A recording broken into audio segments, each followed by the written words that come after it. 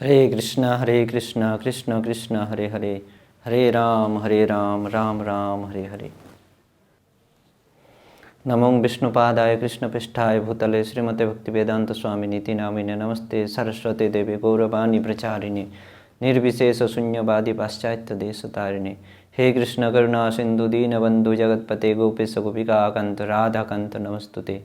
तप्त कंचन गौरांगी राधे वृंदावनेश्वरी विश्वभानुसुते देवी प्रणमामि हरिप्रिये। वंशाकल्पतरुभ्यश्च कृपा सिन्धुभैव च पतितानां पावनेभ्यो वैष्णवेभ्यो नमो नमः। जय श्री कृष्ण चैतन्य प्रभु नित्यानंद श्री अद्वैत गदाधर श्रीवासादि गौर भक्तवृंद। हरे कृष्ण कृष्ण कृष्ण हरे हरे, हरे राम राम राम हरे हरे। हरे कृष्ण। महाशिवरात्रि व्रत, महाशिव चतुर्दशी तिथि बहुत ही पुण्य और पवित्र तिथि है। हम सभी इस तिथि को अत्यंत धूमधाम के साथ मनाते हैं। सभी भक्त इस तिथि को मनाते हैं। तो शिव चतुर्दशी, शिवरात्रि क्या है? शिवरात्रि यानी शिव जी को केंद्रित करके जो रात्रि है, जो रात्रि शिव जी के साथ संबंधित है, अर्थात शिव जी को केंद्र करके जो रात्रि उद्यापन किया जाता है, पालन किया जाता है, उसको शिव रात्रि कहा जाता है। तो इस शिवरात्रि, इसी का मतलब है शिवरात्रि। शिव को केंद्रित करके जो रात्रि है वो है शिवरात्रि। शिव चतुर्दशी, वह चतुर्दशी जिस चतुर्दशी के दिन शिव जी की आराधना की जाती है उसको शिव चतुर्दशी तिथि कहा जाता है। यह चतुर्दशी तिथि हर महीने में आती है। हर महीने में दो चतुर्दशी आती है, एक कृष्ण पक्ष की चतुर्दशी और एक शुक्ल पक्ष की चतुर्दशी। तो कृष्ण पक्ष की जो चतुर्दशी तिथि है उस तिथि के दिन हम शिव जी की आराधना करते हैं, शिव जी की उपासना करते हैं, शिव जी के पास प्रार्थना करते हैं। इसके लिए कृष्ण भक्ति के लिए, कृष्ण भक्ति के लिए हम प्रार्थना करते हैं। ऐसा नहीं कि शिव जी के पास जाकर उनको एक पत्ता, थोड़ा पानी, एक फूल चढ़ाकर उनके पास और थोड़ा दीप धूप जलाकर उसके पास हाथ जोड़कर प्रार्थना कर लें कि हमें ये दे दो, वे दे दो, वो दे दो, हमें गाड़ी दे दो, हमें घर दे दो, हमें बड़ा गाड़ी दे दो, हमें बड़ा मकान दे दो, हमें बड़ा नौकरी दे दो, हमें बड़े इंसान बना दो, हमें अच्छा पति दे दो, हमें अच्छा पत्नी दे दो। ये सब भौतिक सुख की कामना हम करेंगे। शिव जी तो बोलेंगे तथास्तु, परंतु वो सीमित समय के लिए। हमें ऐसी चीज़, ऐसी वस्तु शिव जी से प्रार्थना करना चाहिए। ऐसी चीज़, ऐसी वस्तु की प्राप्ति के लिए हमें शिव जी की आराधना करना चाहिए, जो वस्तु, जो चीज़ जीवन के साथ भी और जीवन के बाद भी। और वह क्या है? वह है कृष्ण भक्ति। शिव जी के पास अगर कोई भक्त जाकर कृष्ण भक्ति की प्रार्थना करते हैं तो शिव उन भक्तों के प्रति अत्यंत संतुष्ट होते हैं और उसे खुशी खुशी से वह वर प्रदान करते हैं। तो इसलिए कृष्ण पक्ष की चतुर्दशी तिथि के दिन हमें शिव जी के पास प्रार्थना करना चाहिए, उनकी आराधना करना चाहिए। शिव चतुर्दशी का मतलब है कृष्ण पक्ष की चतुर्दशी तिथि। हर महीने में इस चतुर्दशी तिथि को मना सकते हैं हम, परंतु ये जो आज की जो चतुर्दशी तिथि है यह महाशिव चतुर्दशी तिथि और महाशिवरात्रि के नाम से हम जानते हैं इसको। क्यों? ये फाल्गुन महीना कृष्ण पक्ष की चतुर्दशी तिथि जो है यह महाशिव चतुर्दशी या महाशिवरात्रि तिथि है। क्योंकि इस तिथि के दिन, आज के इस फाल्गुन महीने में कृष्ण पक्ष की तिथि के दिन, कृष्ण पक्ष चतुर्दशी तिथि के दिन शिव जी के साथ दो संयोग हुआ था। एक, आज की इस तिथि के दिन फाल्गुन महीना कृष्ण पक्ष चतुर्दशी तिथि के दिन शिव पार्वती जी का विवाह हुआ था, शिव पार्वती का मिलन हुआ था, यह एक संयोग। और दूसरी संयोग है आज के दिन ही शिव जी ने कालकूट विष को पान करके इस ब्रह्मांड को विषों के प्रभाव से मुक्ति दिलाए थे। हम जानते हैं कि समुद्र के मंथन के समय विष उत्पन्न हुआ था और उसके प्रभाव से संपूर्ण जगत प्रभावित हो गया था। तो ब्रह्मा जी के पास जाकर देवता लोग प्रार्थना किए तो ब्रह्मा जी शिव जी के पास प्रार्थना किए, तो शिव जी को जब कहा गया कि इस कालकूट विष को आप धारण करो, ग्रहण करो, तो शिव जी कहे अगर पार्वती की आज्ञा अगर मिल जाए तो मैं इसको जीव कल्याण के लिए इस कार्य को कर सकते हैं। पार्वती के पास जब कहे शिव जी, तो पार्वती ने कहे कि यह आपका विशेष कर्तव्य है, जीवों के कल्याण के लिए विष को ग्रहण करना जरूरी है। उस समय शिव जी आकर इस कालकूट विष को पान करके अपने कंठ में धारण करके रखे, और इसी दिन शिव जी का नाम पड़ा नीलकंठ। विष के प्रभाव से उनका कंठ नील वर्ण का हो गया, नील रंग का हो गया था, इसलिए शिव जी का नाम पड़ा नीलकंठ। तो कालकूट विष का जो पान लीला शिव जी ने किए, आज के दिन ही किए थे, फाल्गुन महीना कृष्ण पक्ष की चतुर्दशी तिथि के दिन। इसलिए ये दो जोगों का संयोग रहने के कारण आज की इस चतुर्दशी तिथि को, आज की इस रात्रि को महाशिवरात्रि, महाशिव चतुर्दशी कहा जाता है। तो हम सभी आज बहुत ही धूमधाम के साथ इसको पालन कर रहे हैं, मना रहे हैं, बहुत ही अच्छी बात है। परंतु हमें कभी कभी ऐसा प्रश्न उठता है हमारे मन में, हम भक्तों के मन में, कि हम तो कृष्ण के भक्त हैं, हम तो वैष्णव है, क्या हम शिव जी की उपासना कर सकते हैं, शिव जी की आराधना कर सकते हैं, क्या हम शिव जी को चढ़ाया हुआ प्रसाद पा सकते हैं? बिल्कुल 100% कर सकते हैं इसको, क्योंकि शिव कौन है? वैष्णवानाम यथा शंभु, वैष्णवों में से श्रेष्ठ है, विष्णु भक्तों में से श्रेष्ठ है, और कौन है? द्वादश महाजनों में से एक अन्यतम महाजन है, जो हमें उपदेश प्रदान करते हैं। वैष्णवानाम यथा शंभु, हमेशा वो विष्णु की उपासना में लगे रहते हैं। शिव जी का और एक दूसरा नाम है पंचानन। पंचानन यानी पंचमुख। पंचानन में वो शिव जी पंचानन में राम का नाम जप करते हैं, भगवान का नाम लेते हैं।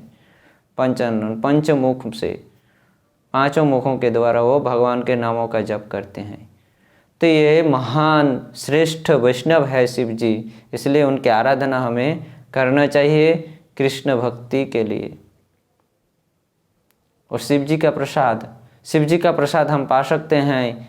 शिव जी सिर्फ एक ही चीज़ पाते हैं, वो है विष्णु पादोदक। विष्णु का पादोदक यानी चरणामृत, विष्णु का प्रसाद शिव अत्यंत संतुष्ट के साथ ग्रहण कर सकते हैं। अतः भगवान विष्णु या कृष्ण का प्रसाद हम शिव जी को अर्पण करते हैं, तो शिव जी उस प्रसाद को अत्यंत संतुष्ट के साथ ग्रहण करते हैं, और फिर विष्णु का प्रसाद हम शिव को अर्पण करके फिर उस प्रसाद को हम ग्रहण कर सकते हैं।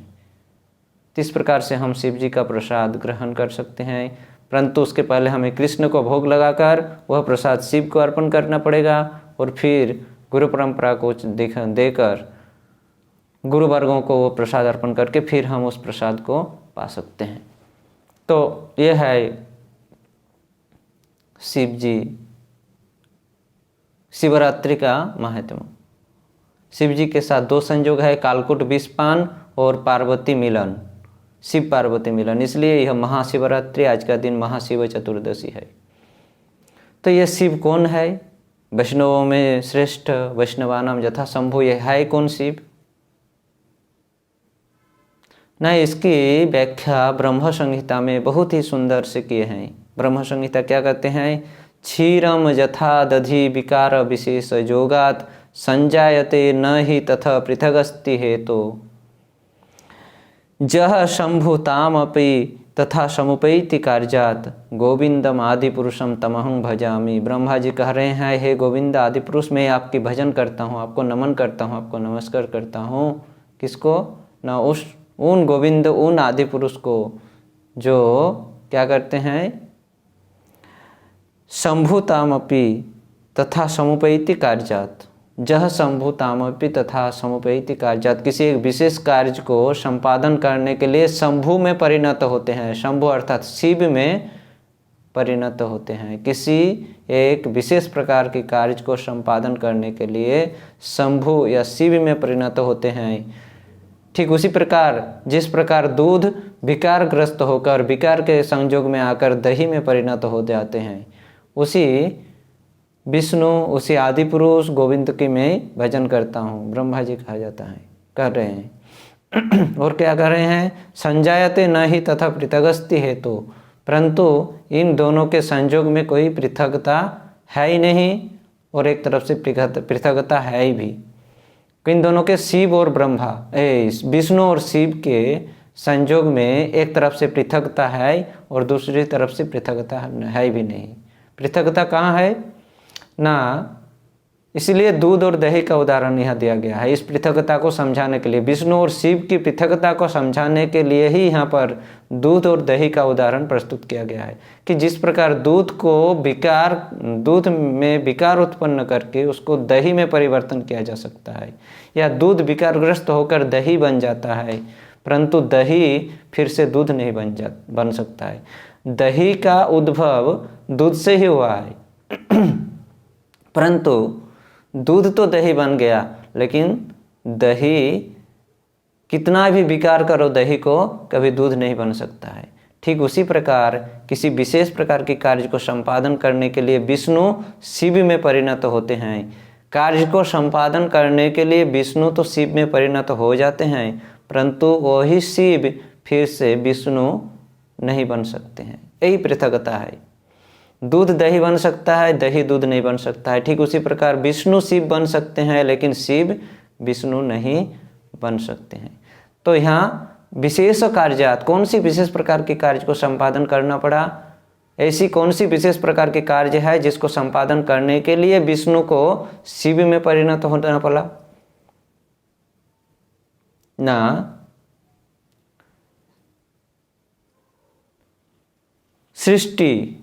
सृष्टि कार्य को संपादन करने के लिए। इसलिए कहते हैं, वैष्णव कवि लिखते हैं, तबो इच्छा मते ब्रह्मा करे न सृजन, तबो इच्छा मते विष्णु करे न पालन, तबो इच्छा मते शिव करे न संहार। हे प्रभु, हे आदि पुरुष गोविंद, हे पुरुषोत्तम, आपकी इच्छा के अनुसार ही ब्रह्मा जी सृजन करते हैं, सृष्टि करते हैं। आपकी इच्छा से ही विष्णु पालन करते हैं और आपकी इच्छा से ही शिव संहार करते हैं। तो ये सृष्टि और संहार, इन दोनों विशेष कार्यों को संपादन करने के लिए ही विष्णु को शिव में परिणत होना पड़ता है। सृष्टि के समय कैसे ना, सृष्टि के पहले इस भौतिक जगत में जीवों की सृष्टि के पहले माया देवी शयन अवस्था में, सुप्त अवस्था में, शयन अवस्था में, संकुचित अवस्था में थी। सृष्टि नहीं हो रही थी। कारणोदक साई विष्णु का दृष्टि शक्ति जैसे ही माया देवी के ऊपर पड़ी, माया देवी जागृत हुई, प्रसारित हो उठी। सो रही थी, जग उठी, संकुचित थी, प्रसारित हो गई। और प्रसारित होते ही सृष्टि का कार्य शुरू हो गया। अर्थात विष्णु की दृष्टि शक्ति पड़ते ही माया देवी गर्भवती हुई और सृष्टि शुरू हुई। तो ये जो विष्णु माया देवी के प्रति दृष्टि निक्षेप की, ये दृष्टि जो शक्ति है, भगवान विष्णु की जो दृष्टि शक्ति है, किरण रे, भगवान विष्णु की दृष्टि शक्ति, वही शिव है, वही शिव है। विष्णु की दृष्टि शक्ति ही शिव है। तो इस सृष्टि कार्य को चलाने के लिए विष्णु ही शिव में परिणत हुए, अपने दृष्टि शक्ति के द्वारा संकुचित किए माया देवी को, और माया देवी संकुचित होते ही सृष्टि कार्य शुरू होने लगा, सृष्टि कार्य प्रारंभ हुआ। और दूसरी है प्रलय। जब प्रलय होता है तो विष्णु इस प्रलय करने के लिए नहीं आते हैं, शिव जी को भेजते हैं प्रलय करने के लिए।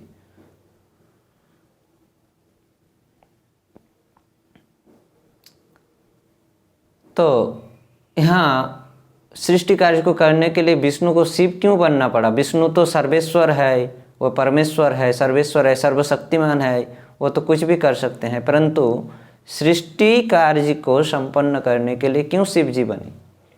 ना, भगवान विष्णु अपनी अंतरंगा शक्ति के साथ लीला करते हैं, अपने अंतरंगा शक्ति के साथ भगवान विष्णु संयोग स्थापन करते हैं, परंतु भगवान विष्णु कभी अपनी बहिरंगा शक्ति के साथ संयोग स्थापन नहीं करते हैं। बहिरंगा शक्ति के बिना यह सृष्टि, भौतिक जगत की सृष्टि होगी नहीं। बहिरंगा शक्ति के साथ संयोग स्थापन करने के लिए ही, ताकि इस भौतिक जगत में जीव सृष्टि हो, इस कार्य को संपादन करने के लिए ही, अर्थात बहिरंगा शक्ति के साथ संयोग स्थापन करने के लिए ही विष्णु शिव में परिणत हुए। यही है विष्णु का शिव में परिणत होने का कारण। दूसरी ओर एक उदाहरण ले सकते हैं हम, डस्टबिन का उदाहरण यहाँ पर। जिस प्रकार एक डस्टबिन, एक कचरे की डब्बे को हम जब साफ़ करने जाते हैं तो हम नंगे हाथों में, खाली हाथों में उसको साफ़ नहीं करते हैं, हम हाथ में दस्ताना, ग्लोव्स लगाकर उसको साफ़ करते हैं। तो यह जो भौतिक जगत है, इसको मान लीजिए एक कचरे की डिब्बी है, और विष्णु को मान लीजिए हाथ है, खाली हाथ, नंगा हाथ, खाली हाथ विष्णु, और शिव उस खाली विष्णु रूपी खाली हाथ का ग्लोव्स है। अभी क्या है, जब हम कचरा के डब्बा जब कचरा से भर जाता है तो उसको हमें साफ़ करना पड़ता है, तो ग्लोव्स लगाकर फिर उसको साफ़ करते हैं, साफ़ करके फिर से रख देते हैं। तो उसी प्रकार यह भौतिक जगत जब आसुरिक प्रवृत्ति रूपी कचड़ों से भर जाता है, तो इस आसुरिक प्रवृत्ति रूपी कचरा को हटाने के लिए विष्णु रूपी हाथ शिव रूपी ग्लोव्स लगाकर इस भौतिक जगत में आसुरिक प्रवृत्ति रूपी कचड़े को साफ करते हैं, अर्थात प्रलय करते हैं। तो विष्णु हाथ, शिव ग्लोव्स, और यह भौतिक जगत कचड़े की डब्बा। बहुत सुंदर उदाहरण है। आचार्यों ने बहुत सुंदर सुंदर सरल सरल उदाहरण दिए हैं शिव और विष्णु में पृथकता को हम ताकि अच्छे से समझ सकें, इसके लिए हमें समझाने के लिए।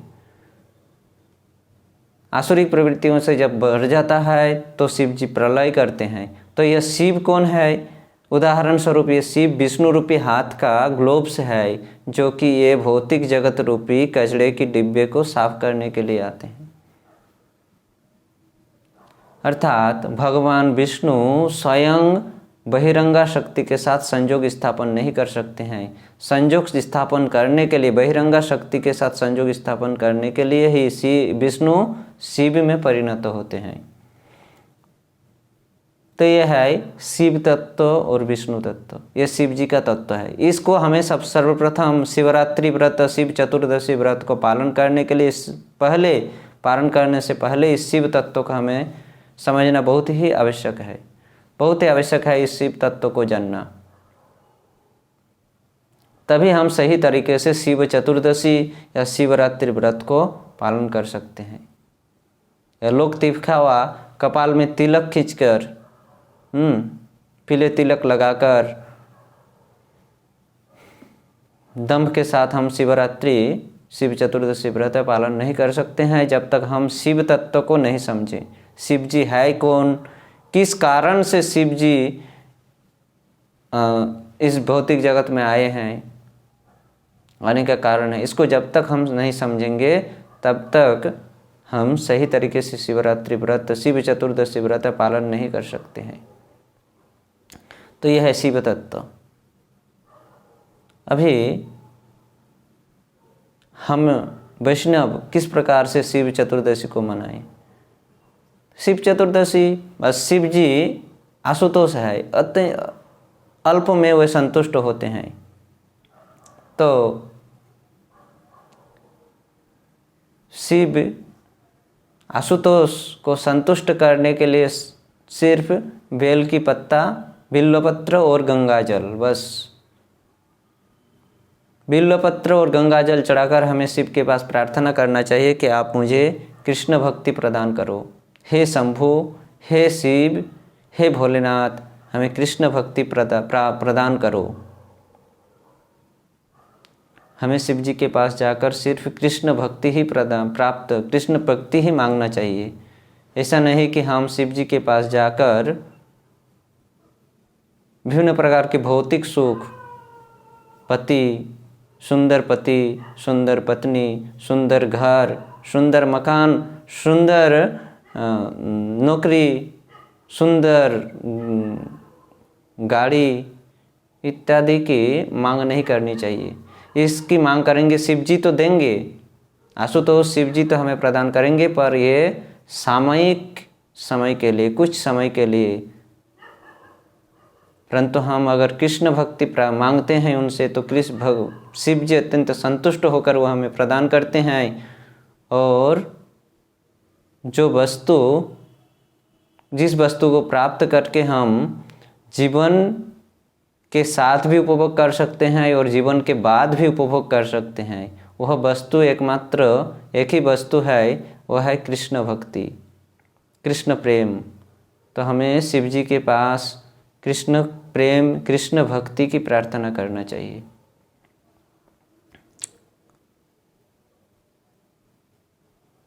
तो यह है शिव की तत्व कि जिस प्रकार दूध विकारग्रस्त होकर दही बन जाते हैं, ठीक उसी प्रकार किसी विशेष कार्य को संपादन करने के लिए विष्णु ही शिव बन जाते हैं। दूध दही बनते हैं लेकिन दही दूध नहीं बनते हैं, ठीक उसी प्रकार विष्णु तो शिव बनते हैं लेकिन शिव कभी विष्णु नहीं बन सकते हैं। यही विष्णु और शिव में पृथकता है। एक्चुअली शिव विष्णु शक्ति है, विष्णु का ही मूल स्वरूप है। शिव शब्द का अर्थ होता है मंगलमय, मंगल, सुंदर। शिव मंगल प्रदानकारी या मंगल प्रदान सूचक वाक्य है। शिव मंगल प्रदान करते हैं। हमें शिव जी संतुष्ट होकर हमारे प्रति मंगल फल प्रदान करते हैं। हमें मंगल फल कब प्रदान करेंगे? जब हम उनके पास जाकर कृष्ण भक्ति मांगेंगे, कृष्ण प्रेम मांगेंगे, तभी शिव जी हमारे प्रति संतुष्ट होकर हमें मंगल प्रदान करेंगे। और जिस मंगल के द्वारा यानी अच्छी फल, अच्छा वर, अच्छी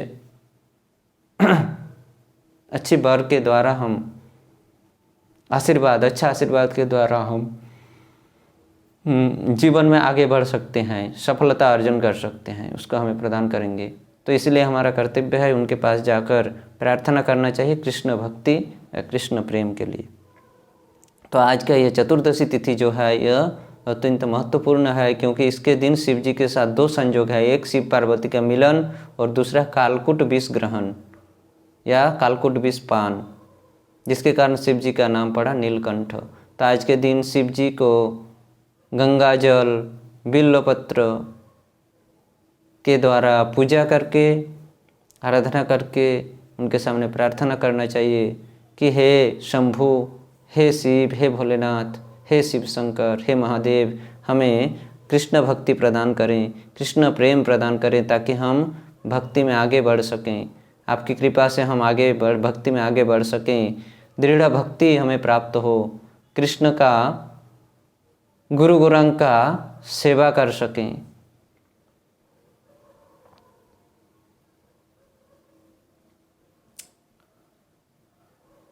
एक बार शिव जी कीर्तन कर रहे थे, नृत्य कर रहे थे और रो रहे थे। इतने रो रहे थे कि उनका सारा शरीर अश्रु जल से गीला हो गया था।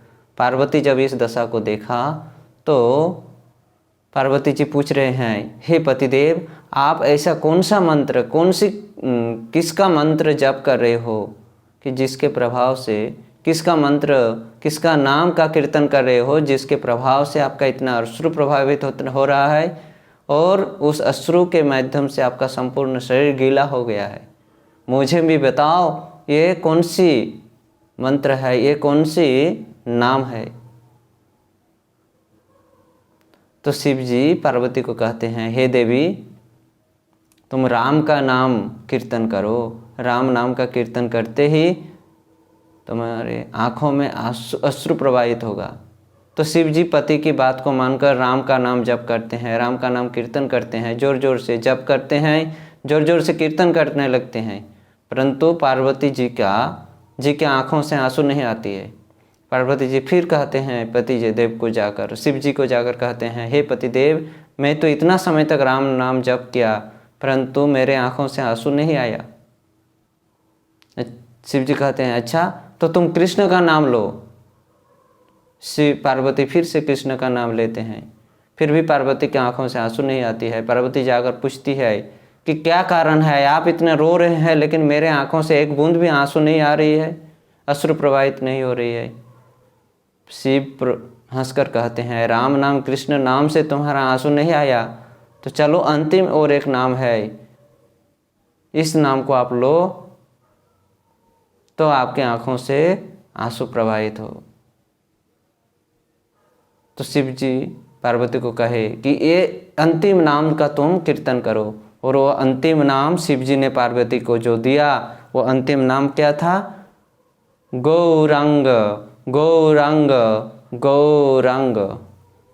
यह नाम लेकर पार्वती जब गौरांग गौरांग गौरांग करके कीर्तन कर रहे थे, उनके हृदय में प्रेम उत्पन्न हुआ गौरांग के प्रति, महाप्रभु के प्रति, और उस प्रेम से उनके आंखों से अश्रु प्रवाहित होने लगा। गौर नाम के प्रभाव से पार्वती जी के आंखों से आंसू प्रवाहित हुआ। तो शिव जी हमेशा महाप्रभु का नाम जप करते रहते हैं, हमेशा जप करते रहते हैं। तो यह है शिव जी का गुण, शिव जी का कर्म, शिव जी का कार्य। शिव जी क्या करते हैं? हमेशा भगवान श्री भगवान के नामों में डूबे रहते हैं। नाम का चिंतन, नाम का भजन, नाम का कीर्तन, इसी में अपना समय बिताते हैं। शिव जी को और किसी से लेन देन नहीं रहता है। तो इसीलिए शिव जी को वैष्णवानाम यथाशंभु, विष्णु उपासकों में श्रेष्ठ, वैष्णवों में से श्रेष्ठ कहा गया है। इसलिए इन वैष्णवानाम यथाशंभु, वैष्णवों में से श्रेष्ठ महाजनों के सामने हमें प्रार्थना करना चाहिए कि वो हमें कृष्ण भक्ति प्रदान करें, हम भक्ति में आगे बढ़ें, पारमार्थिक उन्नति कर सकें। तो यह है शिव तत्व। शिव और कोई नहीं, स्वयं विष्णु का ही मूल स्वरूप है।